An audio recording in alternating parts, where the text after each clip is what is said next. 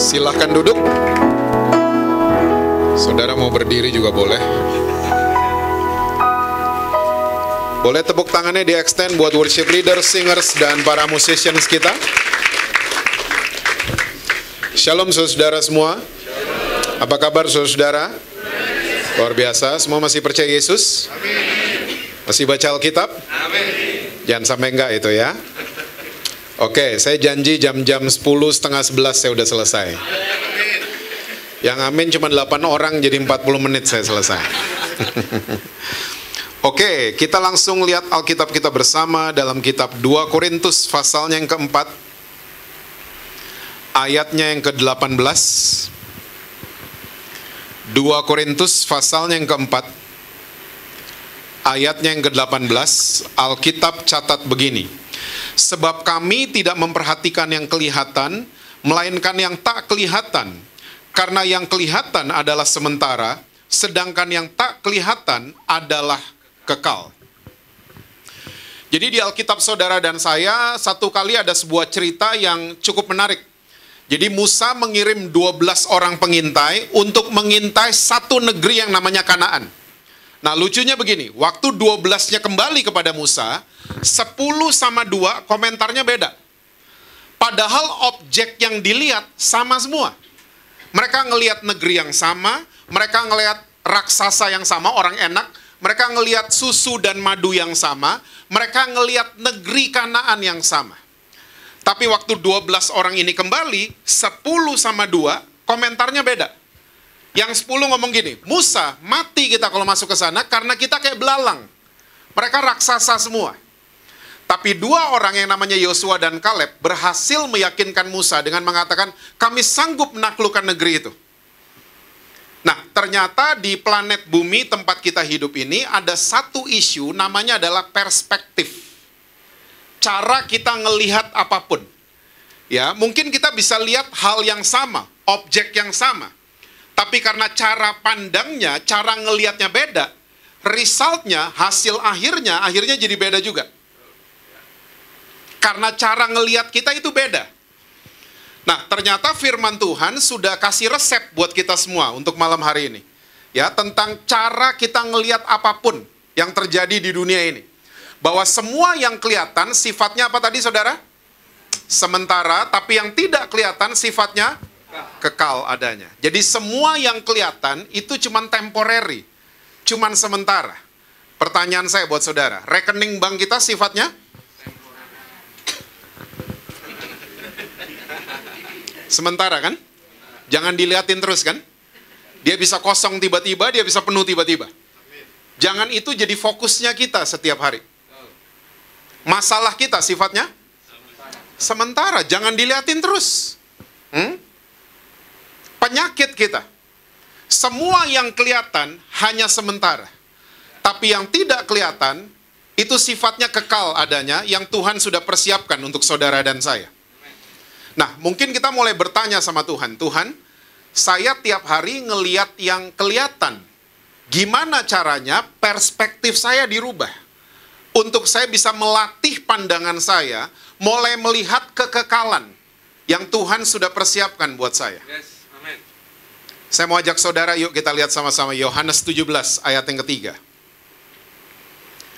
Yohanes 17 ayat yang ketiga.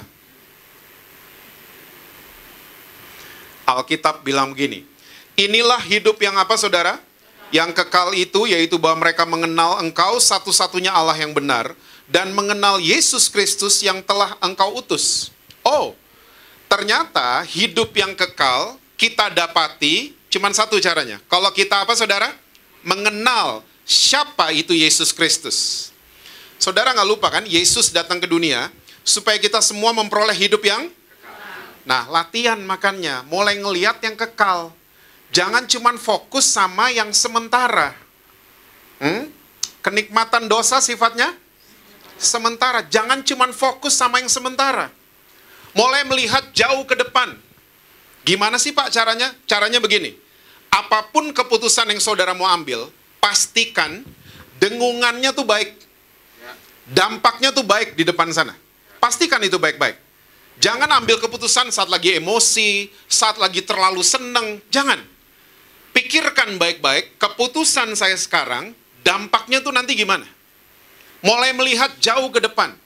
Jangan cuma fokus sama emosi sesaat, ya, kesenangan sesaat, karena itu semua hanya sementara. Nah, caranya cuma satu, kita mengenal siapa itu Yesus Kristus. Nah, banyak orang Kristen, ya, suka datengin saya dan ngomong gini, Pak, saya mau kenal Tuhan, Pak. Oh, bagus. Oleh sebab itu, Pak, saya mau ikut sekolah Alkitab. Tunggu dulu, bukan gitu cara mikirnya. Ya, masuk sekolah Alkitab bagus. Tapi sekolah Alkitab bukan tempat kita mengenal Tuhan Yesus. Kita cuma diajarin bahasa-bahasa asli di sana. Cuma dapat gelar di sana.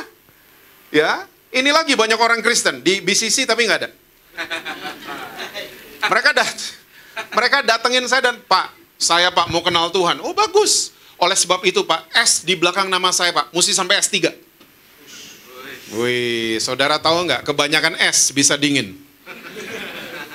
Kaku. Nggak bisa lihat salah orang. Nggak fleksibel. Nggak bisa lihat kekurangan orang lain. Ternyata gelar teologianya terlalu banyak. Tapi sekali lagi, saudara mau masuk sekolah Alkitab, mau gelar teologianya sampai S3, silahkan aja.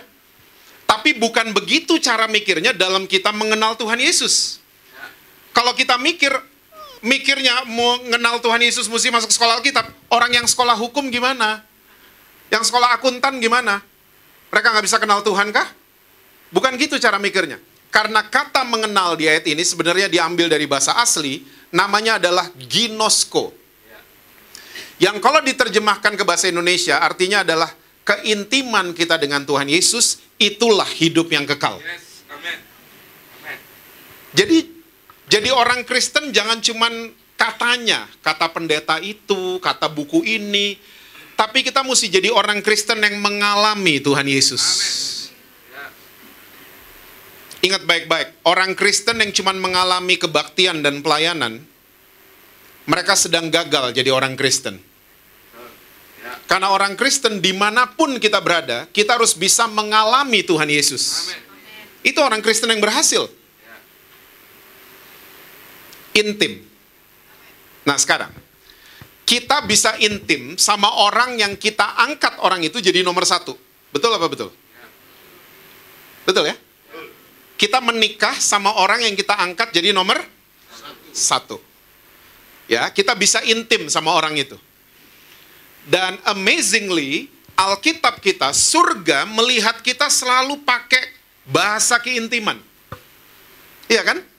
Gereja dibilangnya mempelainya Kristus. Wih, kita nomor satu loh berarti. Kata lain dari penyembahan adalah proskuneo, yang artinya adalah mencium. Intim kan?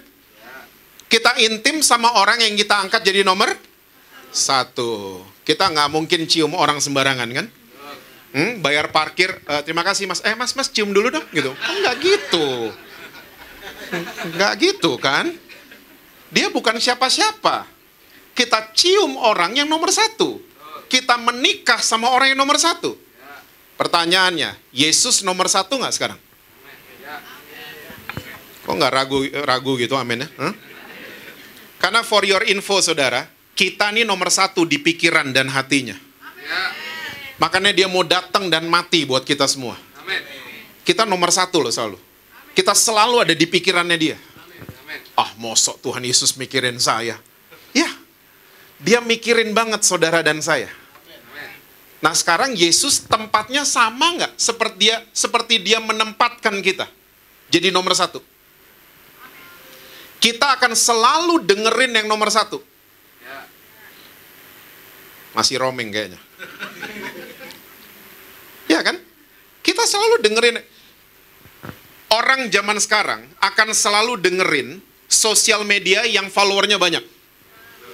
Saudara bayangin nggak kalau Yesus hidup zaman sekarang? Followernya cuma 12. Unfollow lagi satu. Sempat di-mute lagi satu sama Petrus kan? Yesus mungkin kalau hidup zaman sekarang kagak laku. Hitler followernya 1 juta loh. Ya, Yesus mungkin nggak ada yang dengerin hari ini. Karena dia followernya cuma sedikit. Nah, kita akan dengerin yang nomor satu. Gini aja deh. Waktu hampir tahun lalu nih, Desember tahun lalu, waktu final Piala Dunia, masih ingat? Saya nobarnya di Surabaya soalnya, makanya saya ingat. Sebelum final itu dimulai, stasiun TV mengundang narasumber, gitu kan? Ya, tamu-tamu datang, terus mereka kasih prediksi. Wih, ini nih komentator, kalau kasih prediksi, seakan-akan pertandingannya udah selesai. Sok tahu banget semuanya. Ini Argentina udah tua semua pemainnya. Banyak yang akumulasi kartu. Ya, pemain Prancis anak muda semua. Ya, dan mereka nggak ada yang terkena kartu. Larinya kencang semua. Jadi di atas kertas, Prancis unggul sama Argentina. Prediksi. Saudara tahu nggak, waktu komentator ngomong seperti itu, di dalam hati saya, Argentina tetap nomor 1. Saya nggak dengerin prediksi. Saya nggak dengerin apapun suara mereka. Karena saya dengerin yang nomor 1. Orang boleh ngomong apa aja soal Liga Inggris, saya cuma dengerin satu, Arsenal. Sorry yang MU. Saya cuma dengerin nomor 1. Nah, sekali lagi, Yesus nomor 1 nggak buat kita? Mulai ragu kan? Karena mungkin kita angkat yang lain. Kita angkat khawatir lah, sekolah anak-anak gimana lah. Dia nggak nomor 1. Makanya kita susah dengerin dia. Yuk lihat, Matius 17. Kita akan lihat ada seorang muridnya Yesus yang mencoba-coba kasih medali emas buat Yesus dan lain-lain. Ya, medali emas cuma untuk satu orang kan? Ya, yang kedua sama ketiga medali perak dan medali perunggu.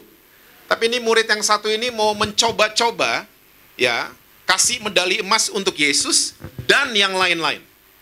Yuk kita lihat ceritanya. Matius 17 ayat 1 sampai 8. Judulnya itu Yesus dimuliakan di atas gunung. Kita baca berganti-gantian, oke nggak? Oke ya. Saya yang ganjil, saudara yang genap ya. Karena ganjil genap lagi populer. Matius 17 ayat 1 sampai 8. 6 hari kemudian Yesus membawa Petrus, Yakobus dan Yohanes saudaranya, dan bersama-sama dengan mereka ia naik ke sebuah gunung yang tinggi. Di situ mereka sendiri saja. Saudara? Wajahnya bercahaya seperti matahari dan pakaiannya menjadi putih bersinar seperti terang. Maka nampak kepada mereka Musa dan Elia sedang berbicara dengan dia. Kata Petrus kepada Yesus, Tuhan, betapa bahagianya kami berada di tempat ini. Jika Engkau mau, biarlah kudirikan di sini 3 kemah. Satu untuk Engkau, satu untuk Musa, dan satu untuk Elia. Dan tiba-tiba sedang ia berkata-kata, turunlah awan yang terang menaungi mereka. Dan dari dalam awan itu terdengar suara yang berkata, inilah anak yang kukasihi, kepadanya lah aku berkenan. Apa saudara? Dengarkan. Dengarkanlah dia. Saudara?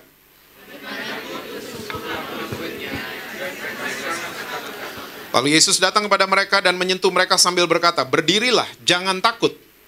Dan ketika mereka mengangkat kepala, mereka tidak melihat seorang pun kecuali Yesus seorang diri. Oke, ini cerita saya percaya semua saudara pernah baca. Ini salah satu cerita yang cukup terkenal di Alkitab kita. Jadi satu hari Yesus nggak bawa semua, dia cuma bawa 3 muridnya. Petrus, Yohanes, Yakobus. Ke sebuah gunung yang tinggi. Gunung ini disinyalir Gunung Horeb. Gunung tertinggi di Israel. Nah, sampai di atas, 3 murid ini mulai bingung. Karena mereka ngelihat jubahnya Yesus bercahaya, dan mukanya Yesus juga bercahaya. Dan waktu mereka lihat sungguh-sungguh ternyata Yesus lagi berbincang-bincang dengan 2 orang. Siapa mereka? Musa dan Elia. Dan waktu mereka ngelihat pemandangan ini, Petrus mulai komentar. Petrus selalu komentar, saudara. Ya, dia mulai komentar. Tuhan, seneng banget ada di sini. Ya, saya bangun 3 kemah ya. 1 untuk engkau, 1 untuk Musa, dan 1 untuk Elia. Alkitab catat, sementara ia berkata-kata. Ini maksudnya Petrus. Jadi Petrus masih ngoceh, ada awan terang turun tiba-tiba. Dan dari dalam awan itu ada message, ada pesan. Inilah anakku yang kukasihi, dengarkanlah dia. Nah, saudara tolong paham ini dulu. Orang Yahudi, mereka itu selalu hafal apa yang nenek moyang mereka buat. Saya ulang ya. Orang Yahudi selalu hafal dengan apapun yang nenek moyang mereka buat. Jadi ini berangkat dari Mazmur 78. Orang tua di Yahudi punya kewajiban untuk mengajarkan anak-anak mereka apa yang dibuat Tuhan kepada nenek moyang. Ya, tujuannya apa? Nanti anak-anak mereka ngajarin lagi ke anak-anak mereka. Jadi orang Yahudi itu selalu hafal ngelotok apa yang terjadi di masa lalu. Beda sama orang Indonesia. Orang Indonesia kadang-kadang Pangeran Diponegoro aja kita nggak tahu itu siapa. Imam Bonjol kita udah lupa dia siapa. Kita ingatnya itu nama jalan. Ya, itu pahlawan loh itu. Ya. Nah, kalau orang Yahudi mereka hafal ngelotok. Nah, di cerita ini, waktu awan terang ini turun, 3 murid Yesus ini ketakutan. Kenapa mereka ketakutan? Mereka ingat cerita di Perjanjian Lama, ada awan terang turun, kena sama Miriam. Pernah baca cerita itu? Dan waktu awannya terangkat, Miriam terkena kusta. Makanya mereka ketakutan. Ketakutan semuanya. Dan dari dalam awan itu, sekali lagi, ada sebuah pesan yang penting.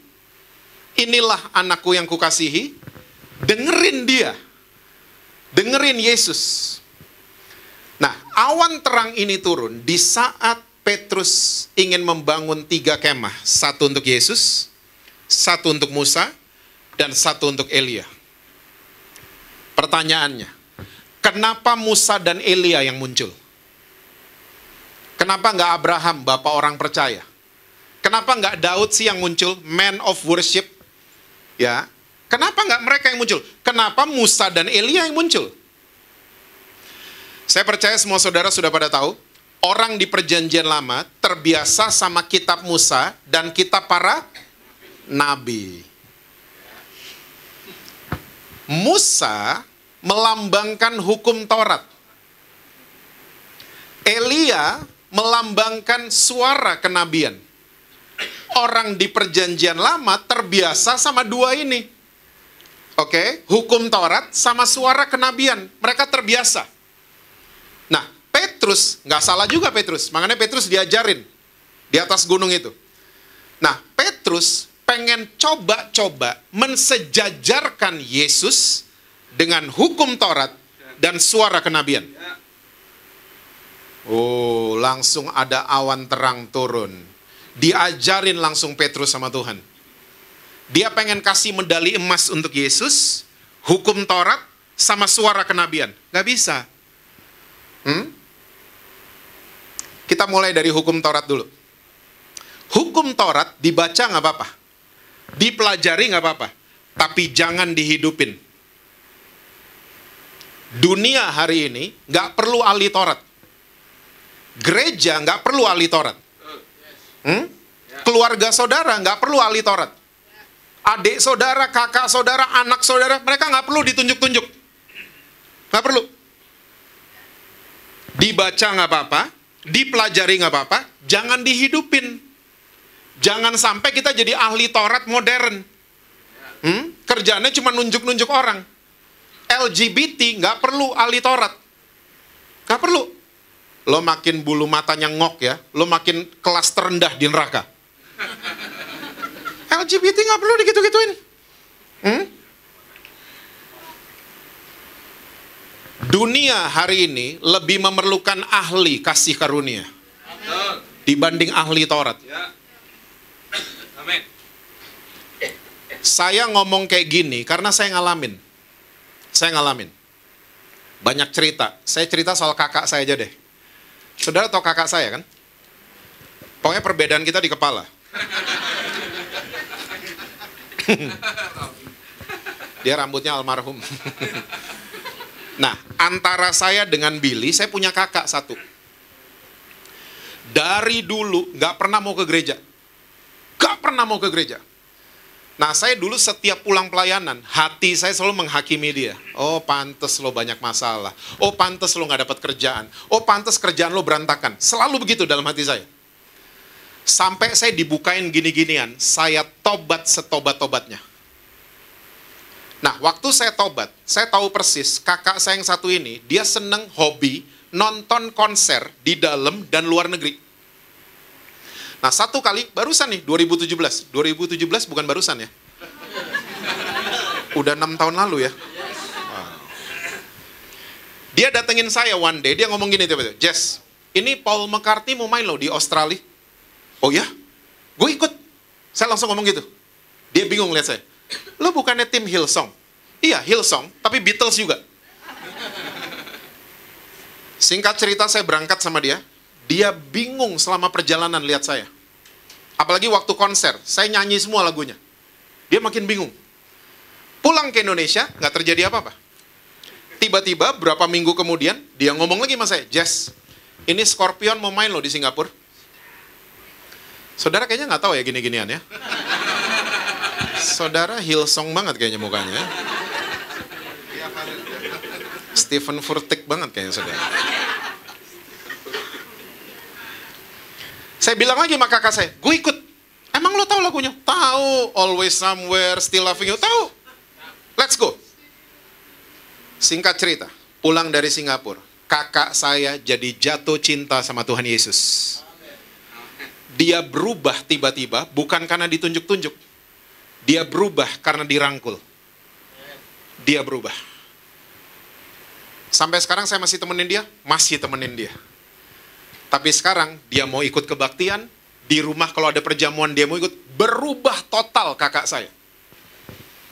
Kesaksian soal ginian dari teman-teman LGBT banyak banget saudara. Mereka berubah bukan karena ditunjuk-tunjuk.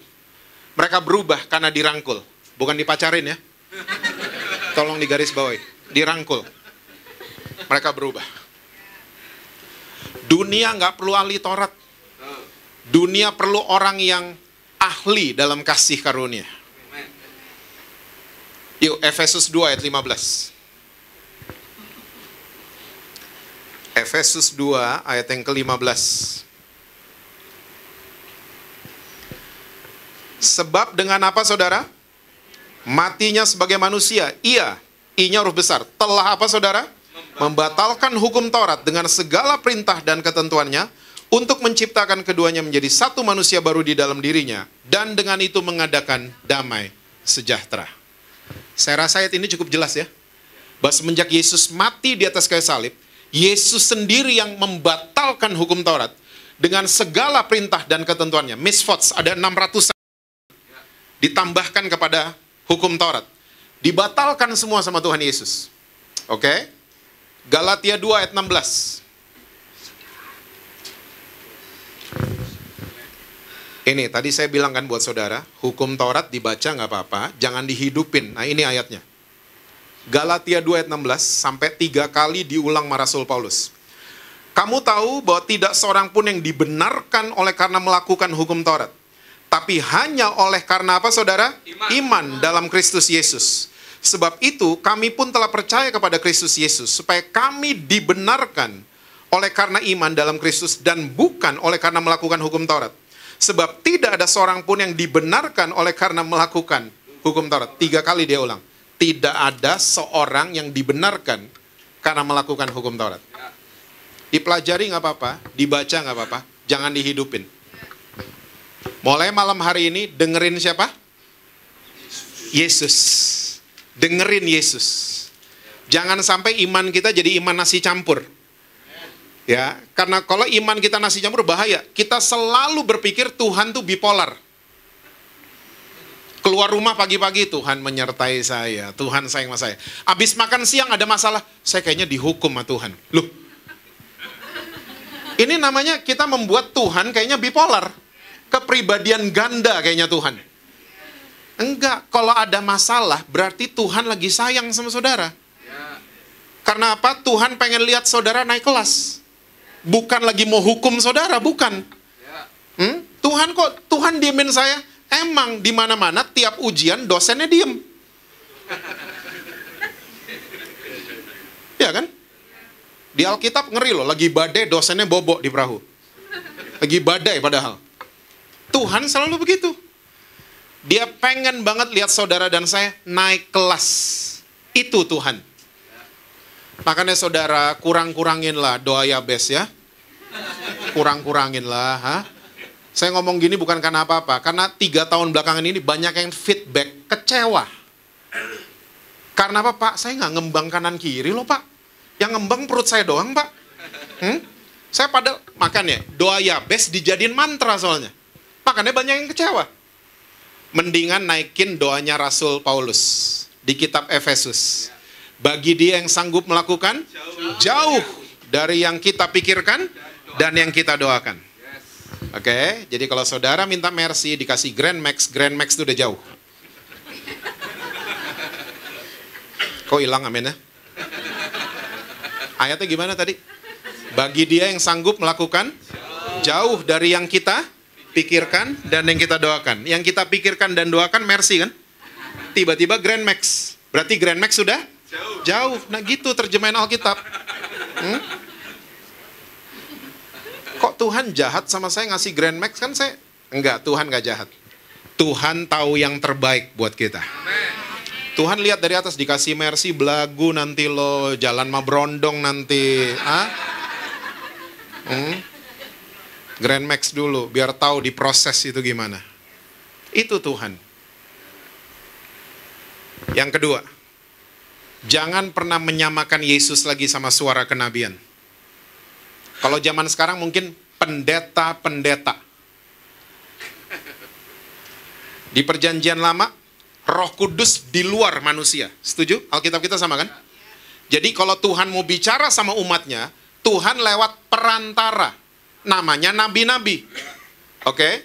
Nah, semenjak hari Pentakosta, Roh Kudus nggak di luar lagi, tapi di dalam setiap kita. Dan kelasnya sama semua. Bukan berarti Roh Kudus di dalam Jesse Lantang kelas premium, di dalam saudara kelas KW-KW. Nggak begitu. Semuanya sama kelasnya. Kelas premium Roh Kudusnya. Sama. Tapi kita orang Kristen, kita seneng sama yang klinik-klinik.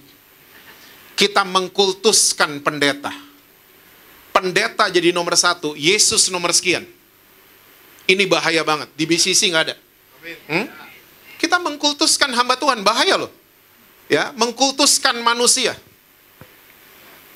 Ada klinik datang di gereja, saya ngelihat di alam roh kayaknya bapak ibu mesti jual rumah. Jual rumah loh. Hah? Pak, kita jual rumah yuk pak. Itu pendeta yang ngomong. Hah? Ujung-ujungnya suami istri ditelepon, perpuluhannya transfer ya. Ini ngeri gini, ini terjadi loh. Hah? Saya ngeliat di alam roh kayaknya ibu mesti mission trip ke Afrika, ke Zimbabwe, ke pedalamannya. Banyak yang berangkat loh gini-gini.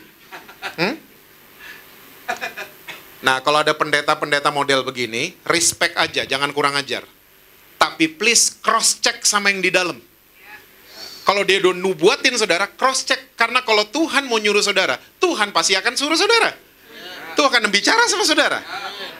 Kecuali saudara lagi jauh. Makanya Tuhan perlu perantara. Ya, Billy lagi jauh di rumah, lu di luar rumah. Papa saya gini, Jess, bilangin Billy tolong. Ya, ini pesanan yang dia pesen udah datang di rumah. Karena dia lagi di luar rumah. Kalau kita lagi jauh di luar rumah Bapak, ya nggak tahu lagi jelas. Nah, kita perlu perantara. Perlu ditegur sama orang. Tapi kalau kita udah sering ke dalam rumah Tuhan, mosok, Billy sama Jesse di dalam rumah, terus Billy-nya gini, Jess bilangin Papa dong. Bilangin aku mau roti. Kan nggak lucu ya. Papanya lama-lama, nih Billy kenapa nggak pernah ngomong sama gue? Kenapa harus lewat Jesse selalu? Kalau Tuhan mau suruh saudara, Tuhan akan bicara sama saudara. Jangan pernah mengkultuskan hamba Tuhan. Saya sama saudara, gelar kita sama. Orang-orang yang dibenarkan dan dikuduskan oleh darah Yesus. Sama kita, sama. Bukan berarti saya di mimbar ini saya lebih kudus, saya lebih... Enggak, sama kok kita. Kita orang-orang berdosa. Sama kan? Semua orang berdosa kan? Bedanya cuma satu ketahuan, satu enggak, gitu aja kan?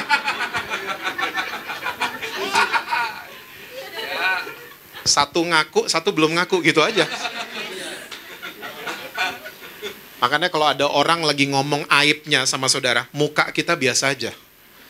Hah? Kalau lagi ngomong saya gini, kok bisa gitu? Kenapa bisa gitu? Biasa aja mukanya. Hah? Bedanya dia ngaku, ini belum, gitu aja kan?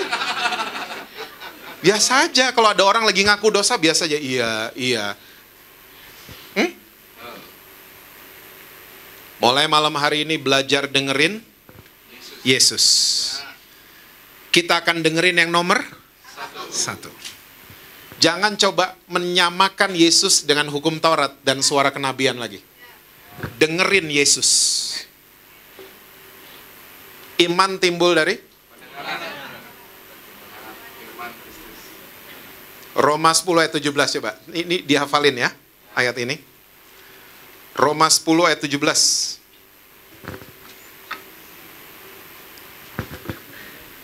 Jadi, iman timbul dari pendengaran, dan pendengaran oleh firman apa, saudara? Kristus. Dengerin firman Yesus. Sayangnya banyak banget organisasi Kristen ngomongin Yesus. Ya, Yesus baik, tapi begini. Akhirnya yang ngomongin tapinya. Yesusnya nggak pernah diomongin lagi. Tapinya semua. Saudara tahu nggak arti kata tapi? Membatalkan kalimat sebelum. Yesus baik, tapi berarti Yesus nggak baik.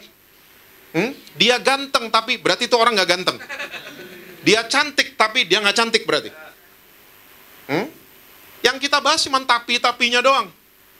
Yesus kita nggak pernah bahas. Bahas Yesus di keluarga saudara. Bahas Yesus di kantor saudara. Bahas Yesus dimanapun.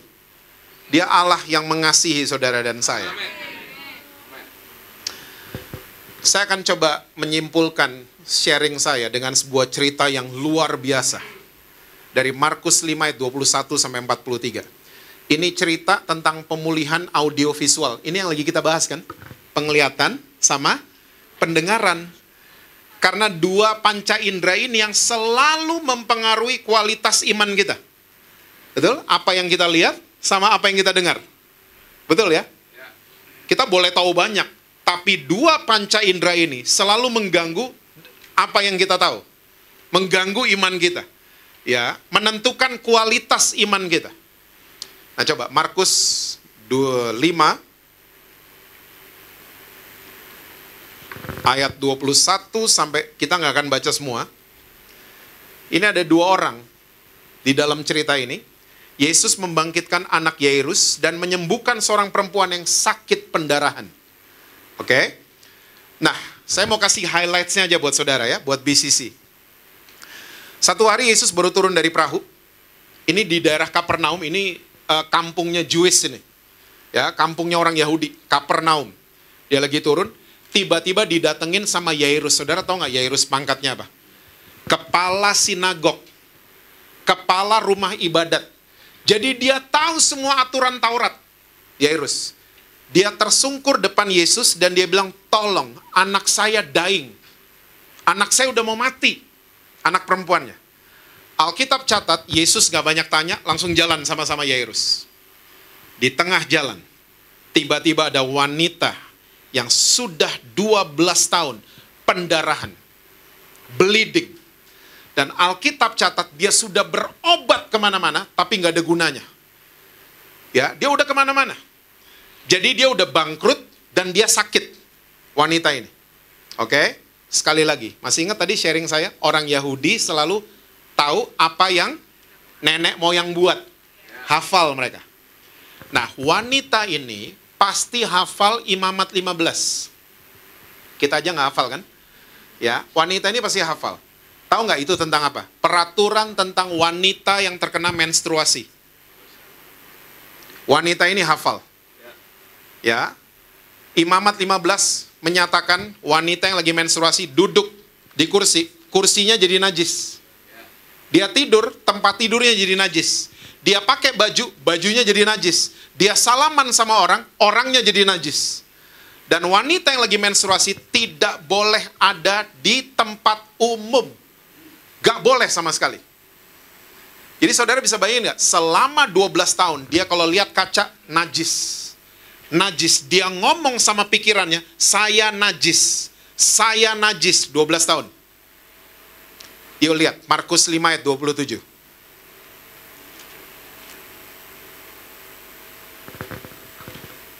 Dia sudah apa, saudara? Wow, dia sudah apa? Wish, berita-berita tentang? Wow. Beritanya nih pasti berita baik ya. Bukan berita buruk.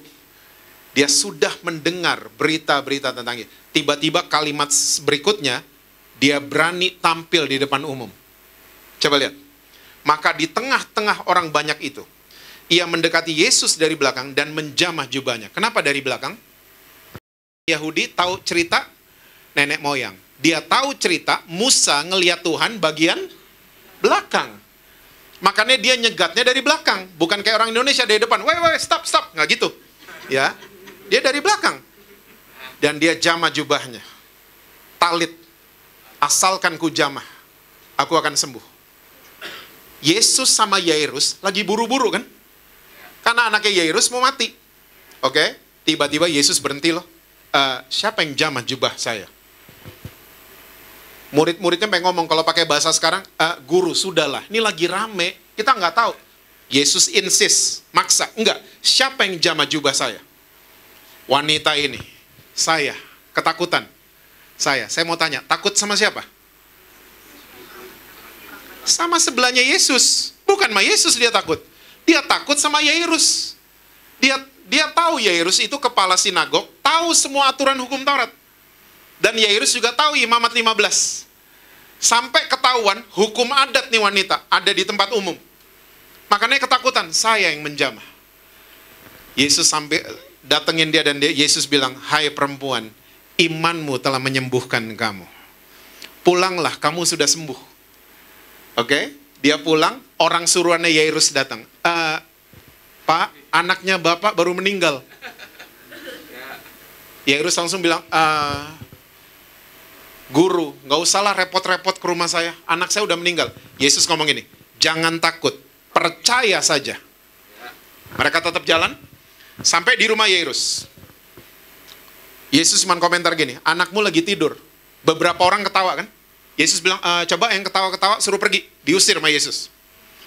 Dan Yesus cuma ngomong satu kata saja, talitakum. Artinya adalah bangunlah atau bangkitlah. Dan mujizat terjadi. Anaknya Yairus bangkit, umur 12 tahun. Saudara, saya suka didatengin sama orang Kristen, suka di DM, suka di inbox. Dan mereka ngomong gini, Pak, anak saya umur 12, Pak. Apa tuh? Gen Alpha ya? Anak saya Gen Z, Pak. Udah gak mau ke gereja, Pak. Udah gak mau diajak baca Alkitab. Diajak doa sama-sama, udah gak mau, Pak. Pak, tolong cucu saya, Pak. Pak, tolong anak-anak saya, Pak. Saya terima DM gini-ginian banyak banget. Saudara, saya mau yakinkan saudara-saudara semua di BCC, selama iman kita masih bleeding, selama iman kita masih menstruasi, ibu-ibu tahu kan? Kalau lagi menstruasi tidak bisa dibuahi, tidak bisa melahirkan apa-apa. Dan selama iman kita masih bleeding, kita nggak bisa dibuahi sama benih Kristus, dan nggak bisa melahirkan apa-apa. Iman pendarahan kayak gimana sih, Pak? Tahu nggak iman pendarahan? Datengin Yesus cuman mau pemberiannya doang. Di BCC nggak ada. Di Triple B kayaknya adanya. Deketin Yesus cuman karena pemberian. Bukan karena sang pemberinya. Ini namanya iman bleeding. Iman pendarahan. Deketin Yesus cuman karena ada barang-barang. Tapi pemberinya nggak pernah dicari. Nah, yang mesti stop bleedingnya itu kita. Bukan anak-anak kita. Saya percaya waktu kita stop the bleeding, saya percaya talitakum akan terjadi di rumah-rumah saudara. Di keluarga saudara. Anak-anak saudara akan bangkit dan melayani Tuhan Yesus. Asal kitanya duluan. Kita yang berubah. Jangan tuntut anak-anak kita yang berubah. Dan kenalin Yesus sebagai Tuhan Yesus yang baik. Jangan nakut-nakutin anak-anak kita. Saya korban ditakutin. Sekarang udah gak takut. Saya korban ditakutin dari dulu. Jess, ke gereja. Yesus udah mau datang loh. Jadi ke gereja cuman karena takut gak dijemput sama Yesus. Gak pernah dikenalin Yesus itu baik. Gak pernah.